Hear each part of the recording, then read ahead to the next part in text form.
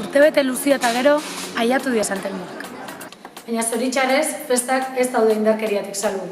Eta are gutxillo, eraso sexistan eta eraso LGBTI-fobuan kasuan. Festek ere muazkia izan behar dutelako, Zumaiako mugimendu feministak eta amalgamak taldeak erasoen aurkako protokoloa osatu dugu. Bat, erasotua sentio basea ez jarri zure burua zalantzen. Eta batematek erasotua sentio dela esan baizu, ez jarri beritze zalantzen. 2.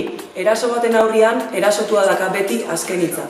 Eraso bat ikuste baldin bazu, gerturatu eta eskaini berdun laguntza. 3. Tabernan edo txosnagunian lanian nahi balin bazea eta norbait etortu balin bazaizu. Esaten erasotua izan dela, utzi zure zeregin guztiak eta eskaini arreta guztia erasoituari. 4. Erasotzaileari argi utzi ez dela inolako erasorik onartzen, ez hartu eztabaida antzuetan eta jai eremutik kanporatu. Taldean indartsuago gara.